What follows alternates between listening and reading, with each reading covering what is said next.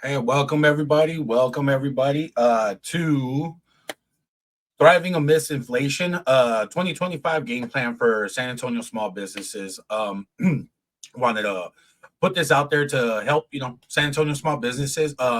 Even though it is for San Antonio, some of this information can still be applicable outside like San Antonio area. So just keep that in mind if you are a small business owner, okay? And I would love to know like where you're watching from potentially, right? If you're a current business owner, if you're an aspiring business owner, are you watching the live right now? Are you watching the replay? Okay. Um, so yeah, just let me know where you're watching from, who you are, right? And if you're outside of the San Antonio area, okay. And I wanted to come on and do this, right? And do this series. So if you missed it, check out my LinkedIn. There's prior live event that we went on there, and this is going to be pretty much a series of just different tools and resources and skills and potentially experiments that you can perform in your small business, right, to ensure that you are thriving in 2025. Okay. Obviously right now the economy is not the best, right? We have a high inflation period that we've um, went through, and these tools are just kind of ideas or different perspectives, right, that you can potentially try in your small business to see if you can potentially increase your revenue or deliver some cost savings, okay, to your operation, okay. And I'm excited to talk about this because I am a obviously a small business owner myself, okay. And when I first started going through this process and going into my small business and started building my business, and I started small while I was still working full time 2 years ago to building this, right. And one thing that kind of stuck out to me was approximately 20% of small businesses fail within the first year, right. 50% of those small businesses that make it through fail within the first 5 years, and about 65% of those small businesses have closed within the 10-year mark. Now that when I first learned that, that kind of scared me a little bit. I'm like, man, am I doing the right thing? Should I be doing this right? Because let's be honest, it almost seems as a small business owner, especially if you're aspiring to open something brand new, right? You're not going to franchise, you're going to start your own thing. It's almost like the odds are stacked against you. Okay, this is why I felt compelled to like share some insights, some different perspectives, right? Give you some of these tools to help you out, right? Because as obviously I started my business and I started growing little by little, right? Don't get me wrong, I'm not running a multi-million dollar business or anything like that, but I have been able to gradually grow over the past 2 years, right? And I wanted to bring this information to you so that it can help you out in your business, right? Because small businesses contribute about 44% of the US gross domestic product. Okay. That is huge. Okay. Small businesses pretty much fuel the US economy. Okay. And in San Antonio, Texas alone is where I work, and where I work with professionals and small businesses, there are over 100,000 small businesses registered in the San Antonio area alone. Okay. And so there is definitely a need for sharing these types of perspectives, sharing your wins, sharing your losses, right? Any type of information that could potentially help either an aspiring or a current, business owner, right? So that's why I'm excited to talk about this, and I hope that you can get some value out of this, right? Definitely, I wanted to share these, right? The top three reasons why small businesses fail is lack of capital or cash flow. All right. So couple things happen with this is either underestimating costs that is going to take to run your business, okay, overestimating the revenue or the market share that you're going to attract or get, right, or difficulty in securing additional funds when you need it. Okay, so maybe you start out with a good chunk of money, maybe you worked a regular job, you saved enough, you started your business, now you're running out, you don't know how to acquire those funds, okay, to keep your business sustained. Okay. um Reason number two is poor management. Um, and I can say from experience that not necessarily just applies to small businesses, right? This is companies in general, okay? So part of that being ineffective leadership, okay, lack of business experience, poor decision making, and leading, which all of those lead to essentially operational inefficiencies, and it prevents the business from adapting to the market. Okay. So if you have toxic leadership, or think of it in this sense, leadership, and this may be you. This may be you, the small business owner. Okay. Are you constantly on edge? Are you constantly putting so much pressure on your team? Right. Because I've always believed, and you don't know what you don't know. Okay. If you are lacking in an area as a small business owner, that is up to you to identify. That is up to you to identify, and for you to reach out and get the resources needed to help you in that area. Okay. Because essentially, if you don't know what you don't know, it's going to lead you to making poor decisions in your business, right? Whether that be operational inefficiencies, whether that be spending money on things you probably shouldn't be spending, or not seeing where you can provide cost savings to your business, right? Not paying attention to the market or what the customer or the consumer is selling you, right? Based off your product or service. Okay. So when you're in a situation like that, it is great. And I've always believed in this, even working my regular jobs. It's always have a mentor, always have somebody there, right? Whether you're going to hire a coach, whether you're going to hire a business coach, whether you're going to reach out to a friend that's a successful business owner, have a mentor in place to just throw ideas around to. Okay. And reason number three is inadequate market research. Okay. So this can be something as properly understanding or failing to properly understand your target market. Okay. Your customers' needs. And then, which in turn results in weak demand. Okay. Weak demand, and nobody wants your product or service because you're not providing what the customer or that specific market wants. Okay. And that can be a multitude of things, right? Depending on your product or service, right? But practice, and this is from me when I first started out. I honestly started just building the product itself, building the service itself without reaching out, right? And finding out what people wanted. Okay.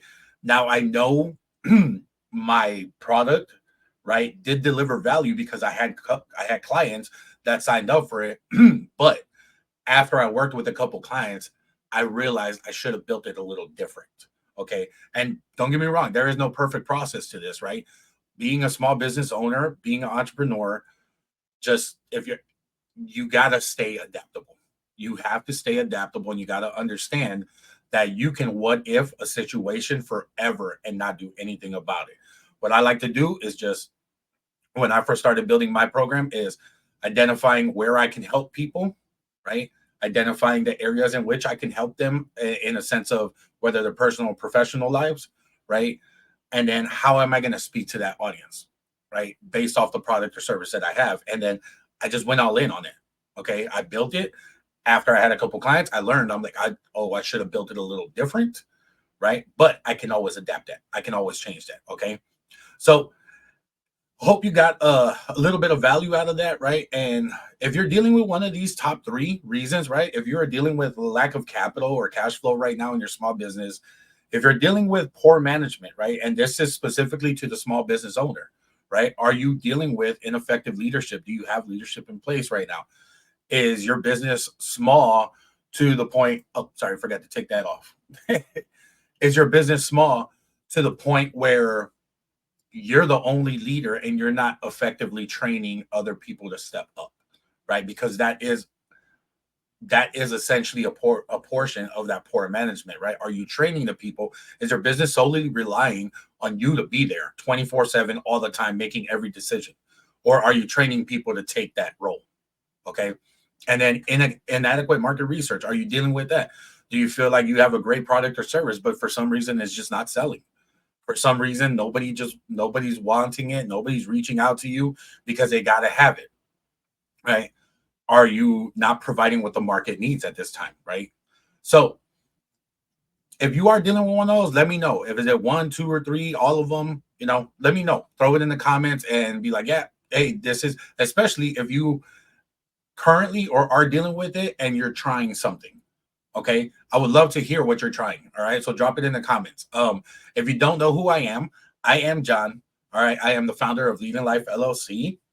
All right. My company is dedicated to providing the skills, tools, resources, and experience to professionals and small businesses. But what we try doing is we try taking a holistic leadership development approach. Okay. So we're focusing on both the personal and professional growth of these leaders and small businesses. Okay. So today, today we will be talking about diversifying your revenue streams, optimizing your operation, retaining talent, okay, experimenting with low cost innovations and local resources that can help you. The local resources are going to be specific to San Antonio, but it may give you an idea of where to reach out in your area, okay? And so make sure you watch all the way through to get those recommendations on local help that you can get in San Antonio, especially if you're watching from here, okay? And with that being said, guys, yeah, let's go into topic number one. Okay, diversifying your revenue streams. Okay, so we're talking specifically about inflation, right? We're talking specifically in a sense of how can I diversify my revenue streams to prepare for an inflationary economy in 2025. Okay, so what can inflation do? Inflation will increase your cost, okay, and squeeze your profit margins and essentially reduce consumer spending, right? Because now you, as a small business owner, are not the only one dealing with increased cost and less money in your pocket, right? The consumer is as well, okay? Higher prices, eggs, milk, everything else is going up in price, okay? Squeezing their pockets as well. So they might not be spending a lot on yours, okay? And especially for a small business, when you solely rely on a single revenue stream, it can become more vulnerable for you during these economic times, right? Or economic shifts, right? So being able to diversify into different revenue streams offers a little like a buffer, right? If you will, a buffer for you to continue to make income or revenue during these hard times, right? I've always heard anybody can make money on a great market, right? But it's dependent on those people who are going to make the money that are going to survive those tough times, okay? So this is just one tool for you to be able to diversify, okay? And I want you to consider this, okay? So in 2020, due to COVID-19, right, inflation was pretty low. It was at 1.2%. Okay. 2021 hit and increase started demanding, right? Everybody got stimulus checks. Okay. Everybody got stimulus and stimulus spending started, coming into the market, right? Inflation increased to 4.7%. All right. 2022, right? It was our peak because of rising demand, high energy costs, and then we started having a lot of supply chain disruptions. Okay, that peak rose up to 8% for inflation. Okay, in 2023, the Fed started to combat inflation, right, with Fed rate hikes. Okay, bringing it back down to kind of 3.2 area or 3.2% area. In 2024, currently right now, all right, there are still some elevated inflation pressures in certain markets. All right. I'm sure you can still see it. I think my wife, she is a chef, right? She owns her own company where she does baked goods. And she just told me that the butter that she buys increased by $3. Okay. May not seem like a lot, but she buys this like package of butter specifically for baking. And that went up $3. So guess what happens to all her prices of all her baked goods? Goes up. All right. But in 2024, right now, average, we're experiencing about a 2.9%. Okay. For 2025, it is anticipated that it's stabling, but we will still have a lot going on in the world right now. Okay. So that, I mean, if you watch the news, if you hear the news, like there's just a lot going on right now. So we don't know if that's truly going to be stable. But what is being anticipated for 2025 for inflation is 3%. Okay. So with that being said, in a 3% market, right, for 2025, here are some ways that you may be able to diversify your revenue streams. Okay. So first being expanding, okay, expand into digital products or services. Okay. These are low cost revenue streams that are easy to scale. Okay.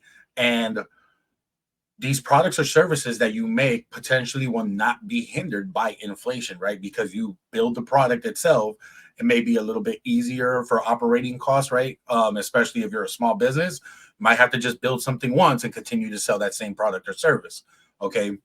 And yes, it's going to be at a lower cost potentially, but it'll diversify that revenue stream from your main offer to a more cheaper option that, guess what, the consumer that's feeling the pinch as well might be able to invest in that rather than your high offer. Okay.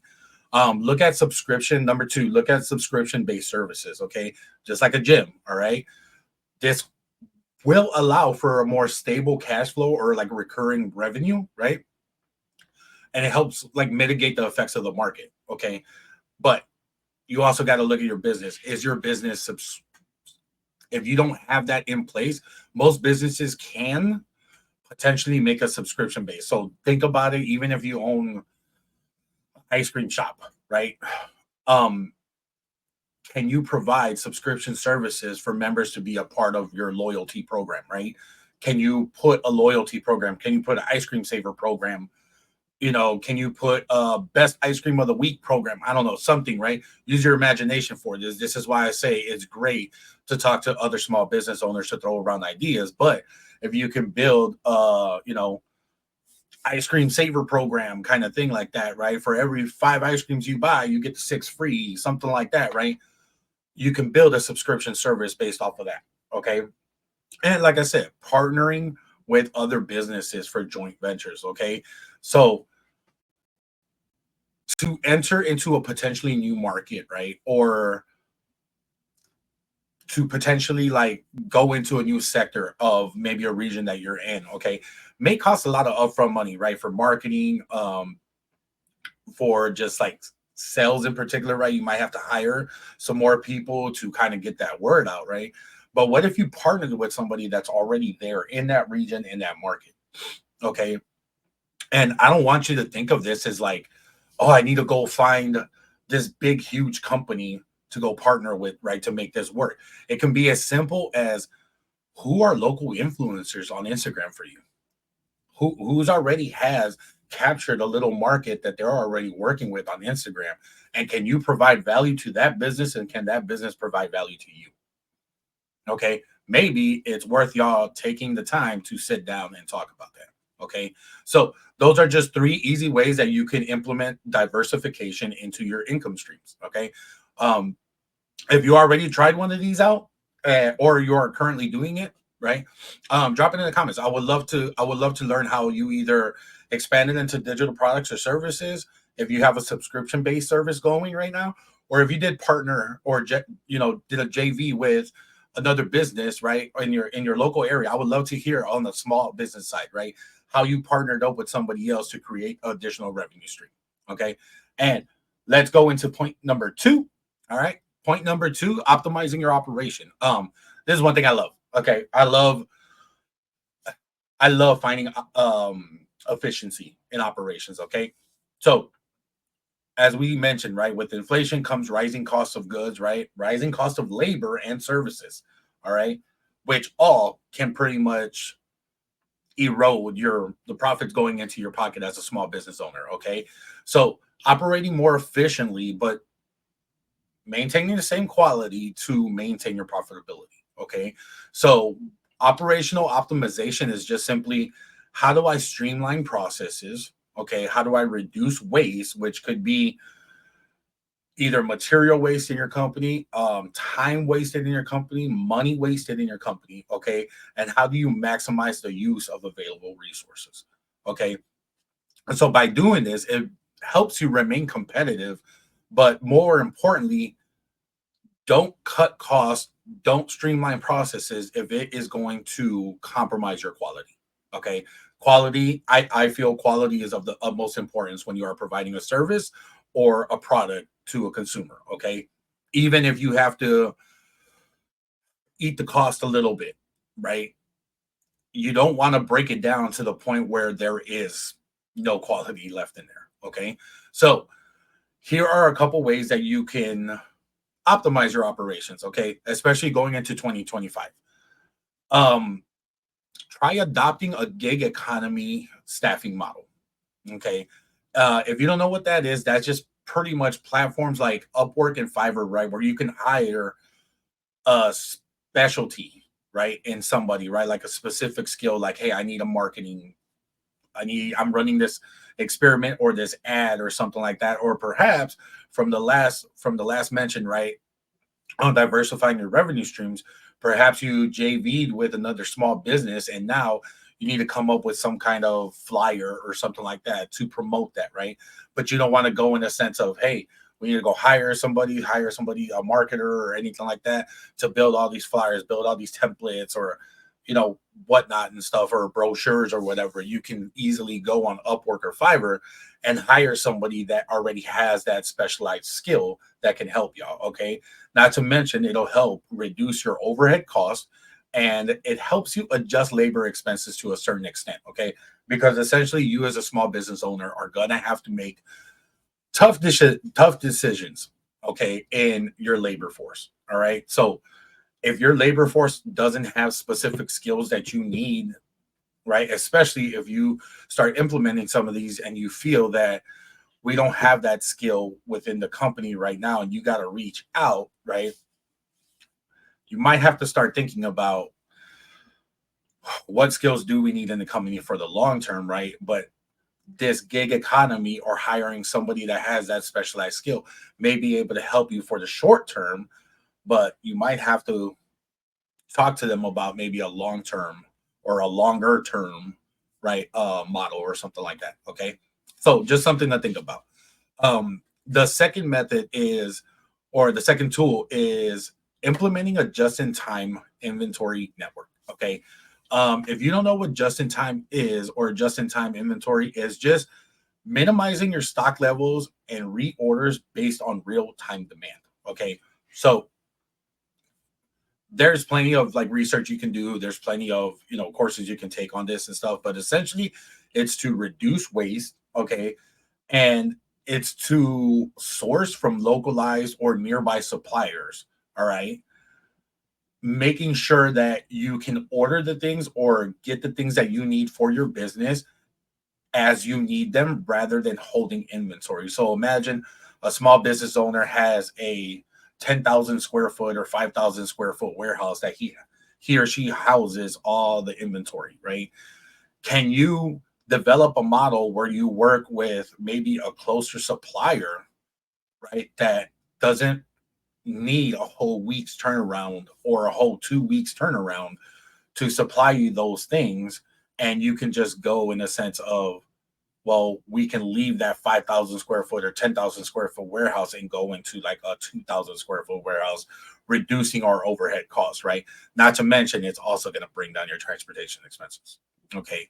So, implementing a just in time like inventory net or program, right, can really help your business in that sense of reducing waste and reducing costs. All right.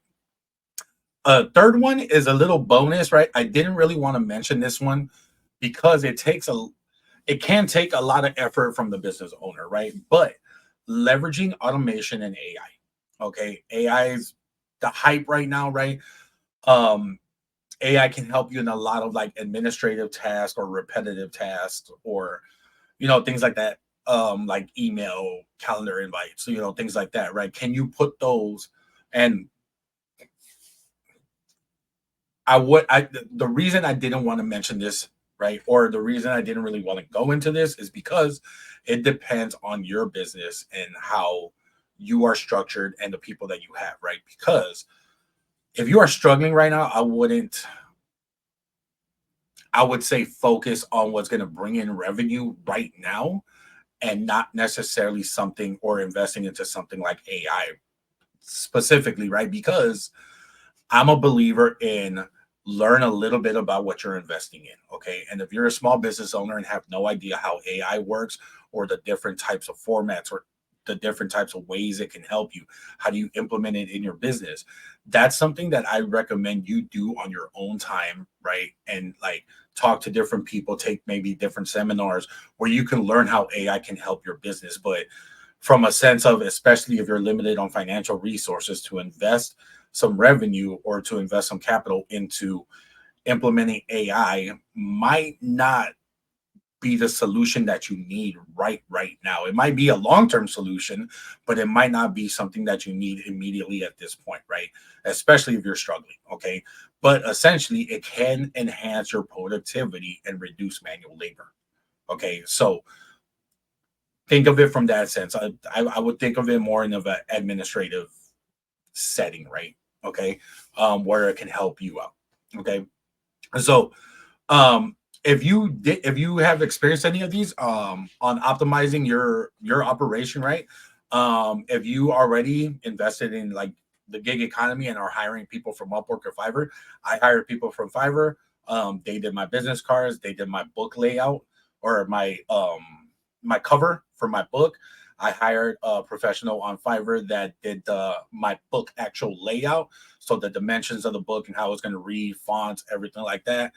Um, I also hired somebody from Fiverr to create my logo for my business. Okay. I'm not talented like that. I'm not very artsy like that, I guess you can say. So I did hire somebody from there already. So it's a great way to get somebody with that specialized skill. But if you've already done it, I would love to hear from you.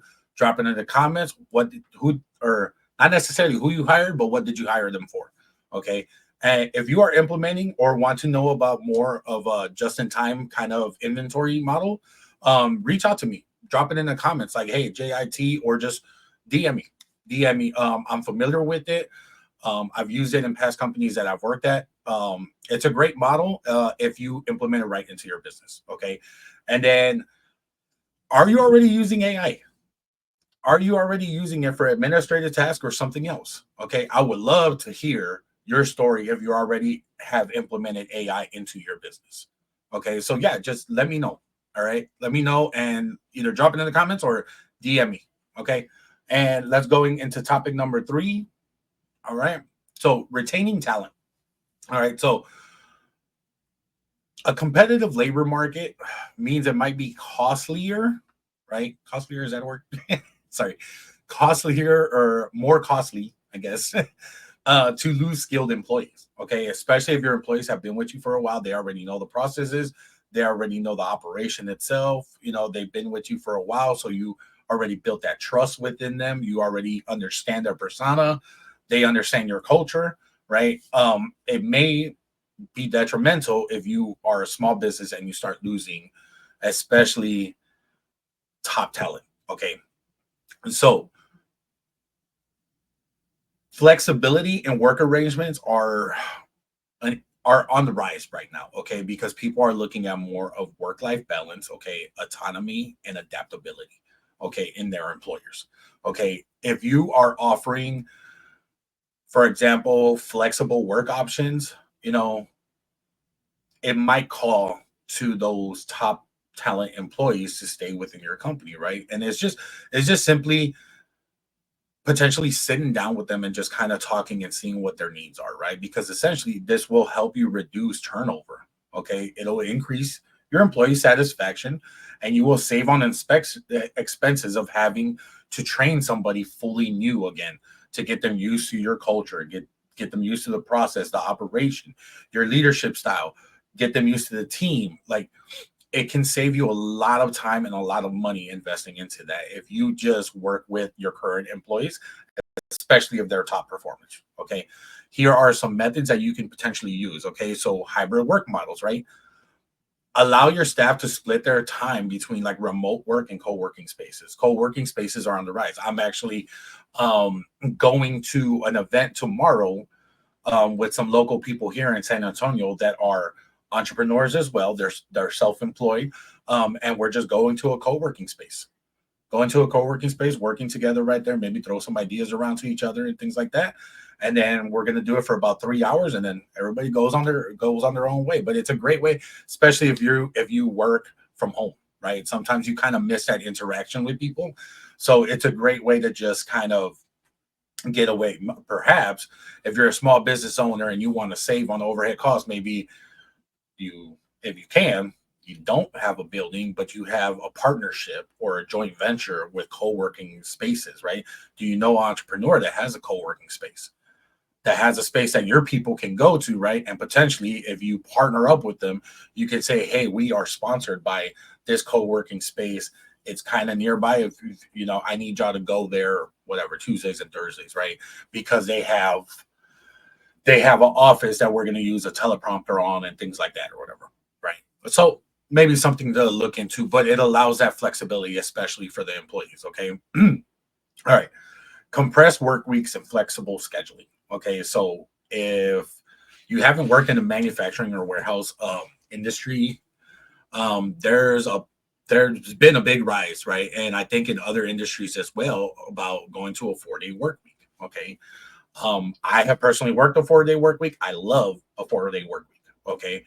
It helps you reduce burnout. Okay. Yes, you are working 4 10-hour shifts. That's what we were doing, right? As leadership. Okay. But I wasn't as burned out because I had Friday, Saturday, and Sunday to recover. Okay. It enhanced my job satisfaction because on Monday I was ready to go back. I was like, okay, I've rested enough. I've done enough of what I wanted to do in my personal life, spent time with the family, did some house chores, did some housework, went out, did social events, things like that. Monday came, I'm ready to go back, hit it.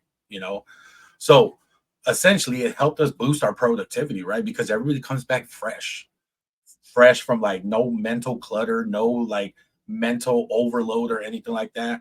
We kind of left the office and we were encouraged at one of my companies that I worked at. We were very encouraged. Like, hey, when your weekend comes, that's your weekend, right? Don't think about work and everything like that. We'll get to it on Monday, right? Which really allowed me to come back on Monday really fresh and maybe with some ideas of like, oh, I remember we are dealing with this last week. This week, hey, I wanted to try implementing, X, Y, and Z. Okay. So think about that. Is there a way that you can have flexible scheduling in your small business? Okay. This particularly is important if you have students, right, in your small business that are hires for you. Okay. And one last one. Oh, sorry. Oh, you know what? Let me check. Has anybody dropped a comment on here? No, not yet. Not yet. So if you are watching, guys, I would love for you to drop a comment. All right. And the last one being offer customized benefit packages. Okay. So if you are a small business, perhaps you already do offer, medical, dental, things like that, or perhaps you offer different incentives or different benefits, right? If you perhaps run a small food company or something like that, perhaps you run like free meals, something like that, right? But think about what else you can offer, right? And this is just a simple conversation with your employees, right? Ask them like, hey, what's important in your life right now, right? What is something that you and your family can benefit from as a benefit as a perk or as an additional benefit for working here, right? Perhaps it's something that you haven't even considered, but you might be able to do it if enough employees are interested in it. Okay. It just offers some flexibility. It offers not only the flexibility of benefits or customizable benefits depending on like employees, right? Because if you can build something like that, maybe they can select their own options, right? Maybe they don't really care about, hey, I don't really care about, having, vision insurance right now or something like that, but I would love to have, some kind of sponsorship for school, right? Maybe they would prefer that over having insurance right now. Maybe they're just right out of high school and they're just like, hey, I'm just trying to figure out how to go to college right now. I'm not worried about my eyesight. Okay. So think about that. Is there a way that you can offer customizable benefit packages? Okay. And hopefully, if this has helped you and that was our last tool, but if this can help you guys or if you're doing any of this as far as like retaining talent, all right, if you already have like a hybrid model or you have local co-working spaces that you do, if you do co-working, and especially if you're in San Antonio, I would love to know about it, where you do co-working at. I'd love to just check out different co-working areas, right? If you already offer like flexible scheduling or customized benefit packages, drop it in the comments how you worked with your with your employees and what you're offering, right? As long as you can, So let's go into number 4. I am running a little short on time, guys, but let's go into number 4. Knock this out real quick. All right, experimenting with low risk innovations. All right, so innovations don't always require like a significant investment, okay? Because if you're creative enough, those changes can lead to new revenue streams, increase market visibility, and improve brand quality. Okay. So experimenting in a sense of like cost effective ways, right? If you are doing cost effective experimentation, it can keep you competitive. It can keep you adapting to changing circumstances or consumer preferences, right? And you can thrive, right? Despite economic pressures, you can thrive. Okay. Innovation may allow a small business to differentiate themselves in a crowded market. Okay. So I want you to think about, when's the last time you ran an experiment in your small business? And by experiment, it can be a small little project. It can be, I like to run 90-day projects in my business, because I feel like a 90-day project gives it enough time to marinate, right? Enough time for me to put enough of whatever I need to put, right? To put enough of the ingredients into the pot to see if it's gonna take, right? To see if it's gonna be like, oh, yep, that's something good, or nope, that didn't work out too well. Now I can switch it up maybe the next 90 days. Okay.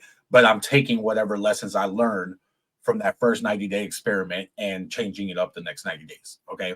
So here are some ways that you can do it, right? You can do leverage user generated content. Okay. User generated content is simply encouraging customers to create and share their content about your small business. Okay. Or about your products, right? So offering them like, hey, if this can be something in line with creating a subscription, right? If you let's go back to that example that I mentioned about the ice cream shop, right? If you run like a super ice cream saver program kind of thing like that, right? Where you say, hey, we're gonna do something like this. Our employees here are picking their favorite ice cream that we serve, right? And they're sharing it. Your employees are sharing that on their social media, like, oh, eating my favorite ice cream. It's, Rocky Road that we serve here, blah, blah, blah, whatever. But I like putting X, Y, and Z into it, right? To make it more flavorful and blah, blah, blah. This is what I call the John Rocky Road something, right? Sorry, I'm not creative like that. But um, if they are allowed to put that on their social media, right? And then you give them a code saying, hey, if you come in, use this code and ask for this, right? And then take a selfie with it and post it on your social media and receive 20% off, right? It may sound like you're losing revenue, but because they're sharing it, right? And if you have a couple people do that, you're reaching additional markets that you may not be able to have reached before, right? And you could run it as a trial. You could run this as an experiment, 90-day experiment, right? 90-day experiment where you're going to see, hey, how much volume do we push out on here? Or think about, hey, what are our highest profit highest profit products that move, right? And how can we combine them with our lowest profit products and make a bundle deal and move both of those using user generated content, right? Create a bundle deal where they either snap a pic, leave a quick review, something like that. Okay. So that can be one way of doing it through essentially organic marketing, right? Because you're having the customer essentially brag about you. All right. Second way is create limited time product or service variations, what we just kind of went over, right? Or consider these as like little micro launches, right? Run a 30-day ad, run a 60-day ad, run flavor of the month for the ice cream shop, right? Run if you're a small business owner that owns an auto shop, right? Run a break special for the month, something like that. Hey, winterization is coming up, right? We got this special, right? They do it all the time. Okay. Create micro launches to just boost revenue, right? See and show it as either a bundle deal, show it as a cost savings, right? But ensure that you're getting something out of it, right? You're getting somebody to sign up for a subscription. You're getting somebody to post about you. You're getting somebody to, essentially delivering quality to them, okay? And receiving something in return in a sense of Well, can I get this person's email? Would they like to subscribe to our, our subscription based program, or things of that nature, right? How can you pair those? All right, especially if you're dealing, remember, we're talking about an inflationary market, so it's already hard enough to run a small business, but now you're running it in an inflationary market. And this is why we're having this conversation. This is why I'm putting this information out, right? These are tools and resources and essentially experiments that you can run in your small business to create either additional revenue or increase the revenue in your small business to stay afloat, to stay alive during these rough times. Okay. All right. Third one, host events. Host events, whether virtual, webinars, something like that. If you are able to host events, host events. Okay. I partnered with one of my friends in a business that I was helping out, that I was just kind of acting as a consultant, really, just going in and giving them a quick assessment of their small business, right? And I partnered with one of my friends, and to create additional revenue, we just planned a car show. He has a awesome 69 Mustang, right? I was like, hey man, you know anybody else that has like nice cars? He's like, yeah. And he's like, man, there's this whole group, and this was specific here in San Antonio, but there's this whole group that like literally just goes from car show to car show. And he's like, I know the head guy there. He's like, I can reach out to him and see if they can come out. When we did the event, there was probably like 40 cars there, right? But it creates that buzz, right? Because especially that location was prime for where that small business was. And as people were walking by, he partnered with, we were able to get the car show guys, we were able to get DJ that came out and did it for free just for publicity. We were able to get a barbershop or a mobile barber that just came out, right? No booth rent, no nothing. He came out for free and he just set up his area. And we were able to get a guy that does what do you call it? Balloon figurines or whatever. All of it for free. We didn't have to pay nobody. Okay. So if you can host events or virtual events or webinars in your business or anything like that, do it. Plan it out. Run it as an experiment. Did people respond to it? Did people like it? Right. This is where you might partner up with, hey, I want to host an event. I need to go find somebody with a specific skill on how to build attractive flyers. Right. Hit up Fiverr, hit up Upwork, right? Build a flyer, print it out. Okay. And run that experiment. See how people respond to it. Okay. So, yeah, if you have experimented with any of these, as far as like, do you have a method already that you're using user generated content for your business? Would love to hear about it. Okay. Especially how you did it, or how the user is helping you in that sense, right? Or how are they responding and bringing about your brand, your quality? Okay. Have you created micro launches before, right? Or hosted events to to create revenue or additional, even if it's not necessarily revenue, but is it broader brand recognition? Okay, are more people hearing about your business? Are more people hearing about your services? Are more people networking with you and what you do and who you are? Okay, essentially you can run an event that really doesn't bring in additional revenue, but you're getting a bigger audience that attracts it, right? Take for example the event that I mentioned with my friend here in San Antonio, right? That was just an event where I went, and guess what I did? I work with small businesses, I work with professionals to help them in their professional and personal development and their small business. And I went and talked to the barber that runs a mobile barber shop. I went and talked to the DJ, right? Went and talked to some of the guys that had the cars. A lot of them were retired, but a couple of them did own a couple small businesses, right? So just networked. Okay. So yeah, would love to hear from you. If you have any examples that you can share, with me, or DM me, or if you have a question, on any of these, let me know. Okay. And last but not least, I know we're a little running low on time, but let's go into this. The local resources that can help you. So there's 3 resources that I wanted to share with you. These are specific to San Antonio. Okay. But I encourage you, if you're watching from outside of San Antonio, to look for, relevant programs like this. So The first one for San Antonio being a fund called Live Fund. Okay, Live Fund provides micro loans or small business loans and financial education to entrepreneurs. All right.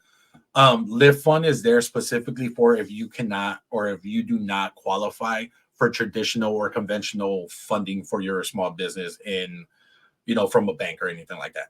Okay. So, they do host webinars. So if you just go, you can either follow them on LinkedIn, Facebook, or just go to their website.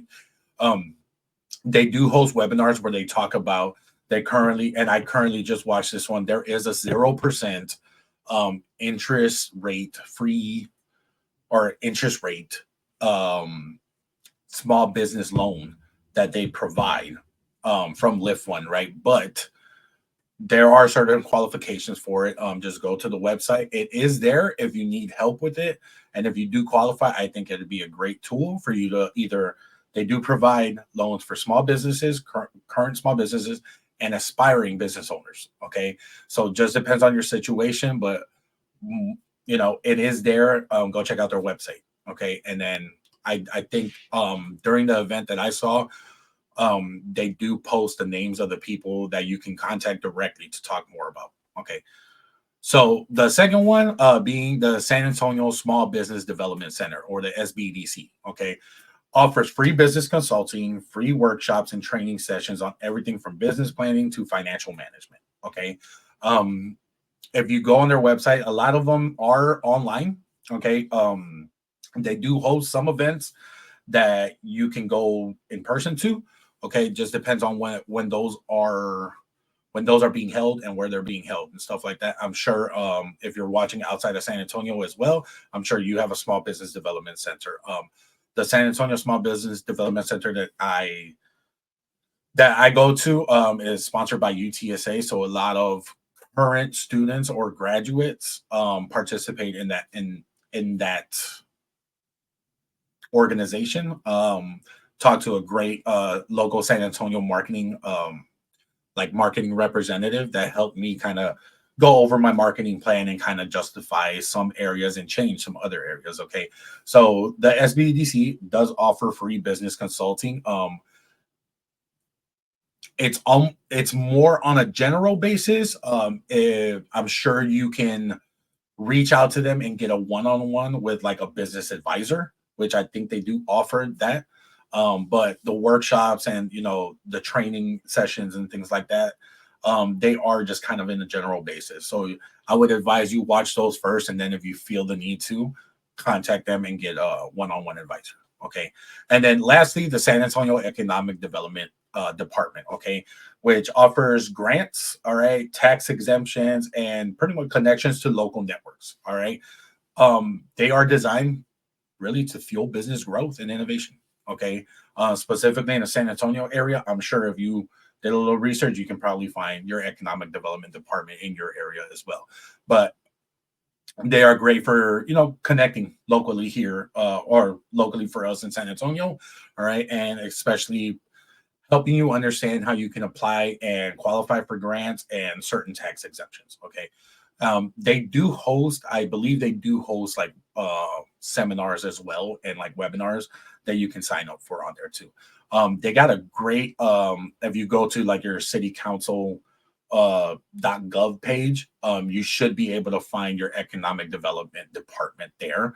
And then you should be able to find the people that are associated with which with departments on there to like find the appropriate person that you need to talk to. Okay.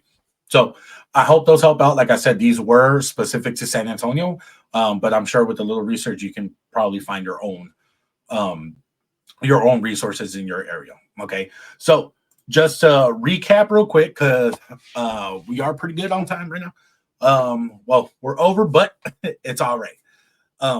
So just to recap, we went over how to diversify your revenue streams, okay, to create additional revenue, all right, optimizing your operations, right, to focus on efficiency and cost savings, how to retain talent, right, especially keeping your top performing workforce, all right, experimenting with low cost innovations, right, to run low cost experiments, and then local resources or using your community and your network, okay, around you for your small business, all right. Um, If you found this insightful, guys, I would love for you like it, heart it, share it. The biggest thing I would love, guys, is to hear from you. Okay, comment, right? If you can relate to any of the information that I shared, if you're already running certain experiments, if you already did some of the things that I mentioned on here, right? Or if you just found this like, hey, I'm aspiring or aspiring entrepreneur, I just started my company, but these are great ideas, I'm going to implement XYZ, you know, things like that. I would love to hear from you. Drop it in the comments. Okay, drop it in the comments. Or if you feel, that you have a question that you want to ask, but you don't want to throw it in the comments, DM me directly. DM me directly and let's talk about it and let's, figure something out. Okay. Essentially, why I'm doing this is just to provide you the tools and the resources and the information for you to head into 2025. Because guess what's going to happen? Presidential elections are this month, right? Less than 30 days away now. Okay.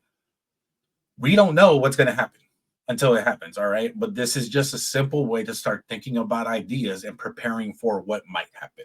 Okay. And if it doesn't happen, then awesome. Hey, you're going to come out even better. Okay. So if you did find this useful, guys, I am hosting another live event next week. Okay. I'm doing these on Tuesdays at 12 p.m. On LinkedIn. Okay. Live stream on LinkedIn. Is going to be talking about exploring tech and e-commerce strategies for your small business in 2025. Okay. And I would love for you to join there. It's already up. So go ahead and, just go on my homepage and you'll find it on the top link of my homepage, where it says resources on there. Okay. And remember, if you have a question or if you want to drop something in the comments related to what we talked about today, I would love to hear from you guys. I would love to hear from you. And I appreciate it. If you got value on this, right? Please share it. Please like it. Please tell a friend about it.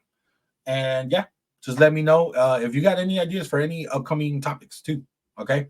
All right. Until next time, until next week. All right. We'll see you.